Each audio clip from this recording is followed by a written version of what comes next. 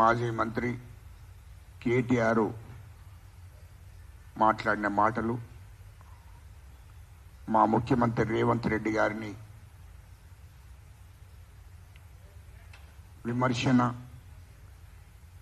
విమర్శించినటువంటి మరి మాటలు అన్నిటినీ కూడా నేను ఖండిస్తూ ఇయాల్లో మా ముఖ్యమంత్రి రేవంత్ రెడ్డి గారిని నాలుకే ఘోషిస్తా, చాతకాకపోతే దిగిపో అనే మాటలను మొదలు కేటీఆర్ నువ్వు మతిస్థిమితం లేకుండా మాట్లాడుతున్నావు. ఎవరిని నాలుగే కోస్తారో రాబోయే రోజులు చెప్తాయి. మాట్లాడే ముందు తెలంగాణ ప్రజలందరూ కూడా చూస్తున్నారు. తెలంగాణ రాష్ట్ర ప్రజలందరూ చూస్తున్నారు. ఒక దిక్కు నాలుకే గోసేసుడు కాదు కేటీఆర్, నీ రాష్ట్రం నుంచి తరిమే రోజులు దగ్గర పడ్డాయి. అది గుర్తుపెట్టుకో. ఈ రాష్ట్రం ఉన్నటువంటి ఎస్సీలు, ఎస్టీలు, బీసీలు, మైనార్టీలు 100% ఉన్నటువంటి ప్రజలందరూ కూడా కేటీఆర్ నిన్ను, నీ అయ్యను తన్ని ఈ రాష్ట్రం నుంచి తరిమేసే రోజులు దగ్గర పడుతున్నాయి. గుర్తుపెట్టుకోమని చెప్తున్నాం. ఎందుకంటే కేటీఆర్ అనేటోడు మతిస్థిమితం లేకుండా మాట్లాడుతున్నాడు. ఎందుకో మతిస్థిమితం లేకుండా మాట్లాడుతున్నంటే రాష్ట్రంలో రాష్ట్ర ప్రభుత్వం విచారణ చేపిస్తుంది. ఈ విచారణలో కేటీఆర్, కవిత వీళ్ళందరూ స్కాములు చేశారు కదా, ఆ స్కాముల మీద అన్నిటి మీద విచారణ జరుగుతుంది. ఎక్కడ మమ్మల్ని జైలుకు పంపుతాడో ముఖ్యమంత్రి రేవంత్ రెడ్డి గారు అని చెప్పి ఆ భయంతో వాళ్ళు మాట్లాడుతున్నారు. ఎందుకంటే ఆ భయం బాగుంది. కాళేశ్వరం ప్రాజెక్టు మీద విచారణ జరుగుతుంది. ఇళ్లలో కరెంటు కొనుగోలు మీద, విద్యుత్ కొనుగోలు మీద విచారణ జరుగుతుంది. ఇవన్నిటి మీద విచారణ జరుగుతుంది కాబట్టి భూముల మీద విచారణ జరుగుతుంది. మరి వీళ్ళు చేసిన అన్ని శాఖలలో దోపిడీ మీద విచారణ జరుగుతుంది. ఫోన్ ట్యాపింగ్ మీద విచారణ జరుగుతుంది.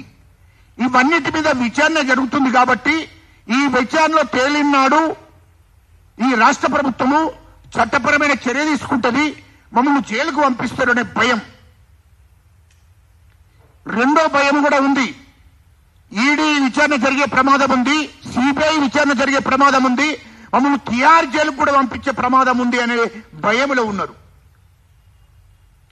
మూడోది, మేము ఒక్కసారి జైలుకు పోయినామంటే ఈ తెలంగాణ రాష్ట్రంలో ఉన్న ప్రజలందరూ కూడా తరిమేస్తారేమో అనేది మూడో భయం వాళ్లకు. ఇగో ఇంత భయంతో భయాందోళన గురై మతిస్థిమితం లేకుండా కాంగ్రెస్ ప్రభుత్వాన్ని, మా ముఖ్యమంత్రి రేవంత్ రెడ్డి గారిని విమర్శిస్తున్నాడు.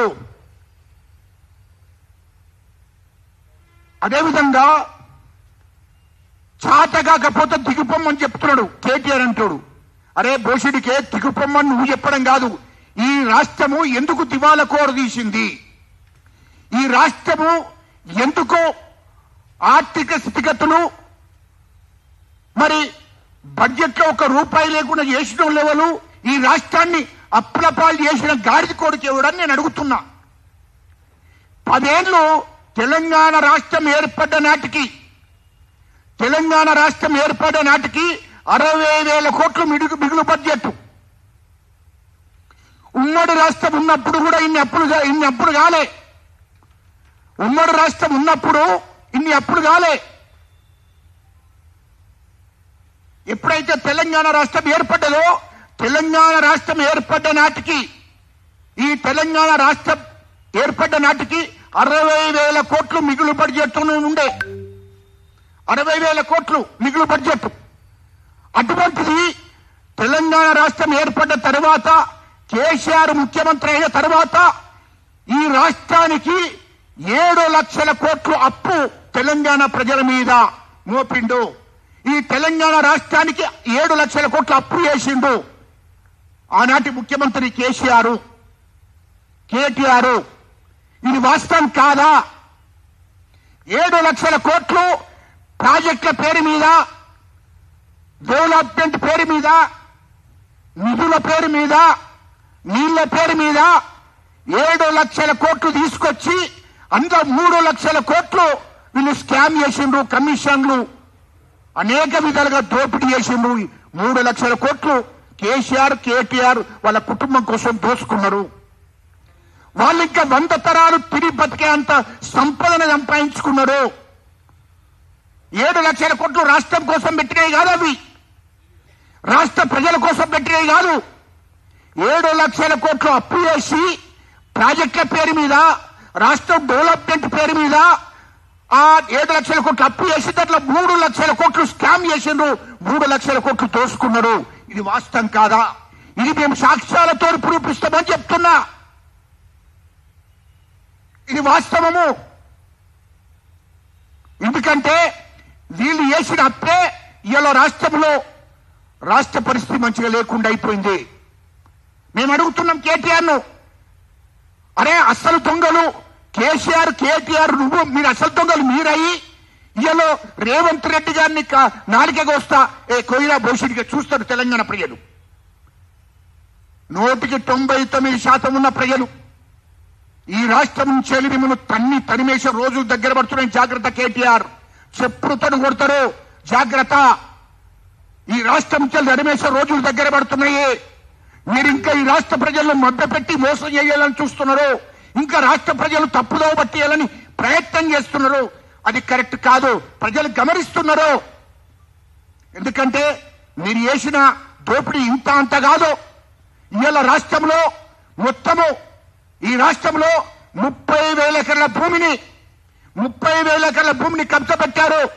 నిజాము వారసులకు సంబంధించిన భూమి, నిజాం వంశస్థులకు సంబంధించిన భూమి 30,000 ఎకరాలు కోసమే మీరు ధరణి తీసుకొచ్చారు.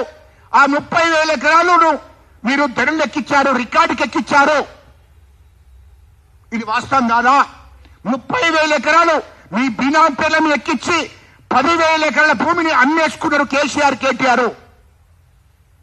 ఆ 10,000 ఎకరాల భూమిని అమ్మేసి ఆ డబ్బుతో ఇతర దేశాలలో మీరు కంపెనీలు పెట్టుకున్నారు, ఇతర దేశాల్లో వ్యాపారాలు చేస్తున్నారు. ఇది వాస్తవం కాదా? ఇంకా 20,000 ఎకరాల భూమి కేటీఆర్, కవిత వీళ్ళ బినాం పేర్ల మీద ఉన్నది. మొత్తం తెలంగాణ, హైదరాబాద్ చుట్టూ 20,000 ఎకరాల భూమి. ఇదంతా ఎవడబ్బ సొమ్ము అని అంటున్నా కేటీఆర్. ఇదంతా ఎవడబ్బ సొమ్ము? మీరు మొత్తం దోపిడీ చేసింది వాస్తవం కాదా? ఇంకా ఇయలో రేవంత్ రెడ్డి గారిని, మా ముఖ్యమంత్రి గారిని, కాంగ్రెస్ ప్రభుత్వాన్ని మాట్లాడే హక్కు మీకు ఎక్కడిది? ఎవరైనా మా ముఖ్యమంత్రి 16 నెలలు అవుతుంది, మా ముఖ్యమంత్రి మీద చిన్న రిమార్కు ఎక్కడైనా ఉందా? లేకుంటే మా క్యాబినెట్ మంత్రుల మీద ఎవరినన్నా దోపిడీ చేసినట్టు ఉన్నదా? ప్రజలు చూస్తున్నారు కదా. నీతి నిజాయితీగా మా ముఖ్యమంత్రి రేవంత్ రెడ్డి గారు పరిపాలన చేస్తున్నారు.